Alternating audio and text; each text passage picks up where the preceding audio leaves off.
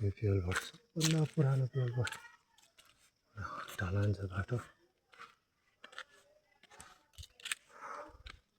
यहाँ सरस्वती किराना बजार, सरस्वती दिदीको। ल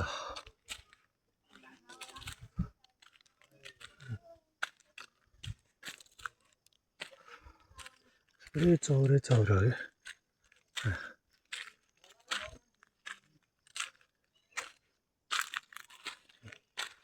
ढलान चाहिँ काम चलाउ गरेछ, उठिसक्यो। ल अस्ति कहाँ यो टिकटकमा कि यस्तो खाएको भने हेर्न, यस्तो यसको पत्ता खाएको भने यस्तै खाएको भने हो, तर यो त छुट्टै रहेछ। त्यो टिकटकमा आएको त छुट्टै हो, त्यो त खान मिल्ने आएको रहेछ, यो त खाँदैन। बार लगाएको खासी हो। मेन हाम्रो घर भएको गाउँ चाहिँ चौरै चौर भएको हो क्या, चौरै चौर भएको। अब नि ढलान पुरो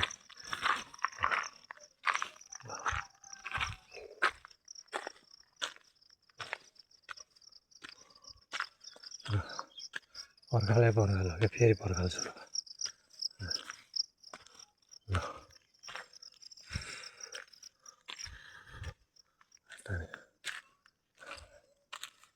यस्तो मात्रै हो जग्गा सबै। ऊ त्यो लुङ्गर भएको हाम्रो घर सेतो होइन, ऊ यो चाहिँ ऊ यो लुङ्गर चाहिँ हाम्रो टोल हाम्रो।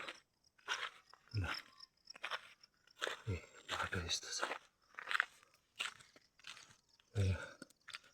धारा धारा छ, फेरि यहाँ पनि चोक छ, यता पनि बाटो, त्यही टोल। त्यही भएर हाम्रो गाउँलाई चौर गाउँ भन्छ क्या, पुरा चौरै चौर। त्यो अघि हाम्रो जग्गादेखि यता पुरै चौर गाउँ हो कि।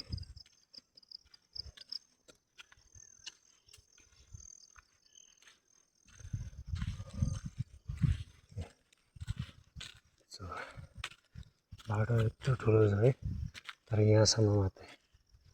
यहाँदेखि चाहिँ यो उब्रेतीले बाटो छोडेन, यो उब्रेतीको घर हो, उसको घर छिर्ने चाहिँ यत्रो ठुलो रहा। यता चाहिँ यहाँदेखि चाहिँ गोरुडे भयो, 6 फिटे बाटो, सबै चौर गाउँ। गोरेटो गोरेटो भयो पर्खालै पर्खाल हो।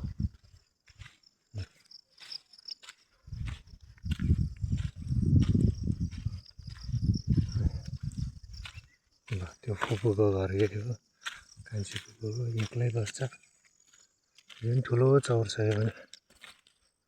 यो पहिला चौतारा थियो, भन्नुपर्छ फेरि।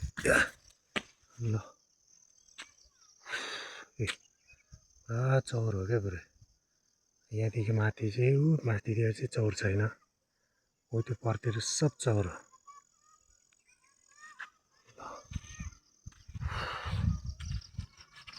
यो चाहिँ हाम्रो टोल छिर्यो। ल डाँडा पानी आएको छैन। यो त्यो फुपू यहाँ बस्छ, एक्लै बस्छ। यो जीविकाको त्यत्तिकै बनाएको। हाम्रो टोल चाहिँ यस्तो छ, सरसफाइ छैन त्यति राम्रो। ल मेरो घर यही हो है। अब त्यता मात्रै पर्खाल होइन, यता पनि पर्खालै पर्खाल। यहाँ माइला बाबालाई 3 फिटे बाटो। ल यस्तो छ। यो अब सफा गर्नुपर्ने, कसले गर्छ खोइ, फुर्सद छैन। मेरो मर्साले यहीँ छ, लुगाहरू यहीँ छ सुकाइराखेको। ल सबै मिलाउनु पर्नेछ है।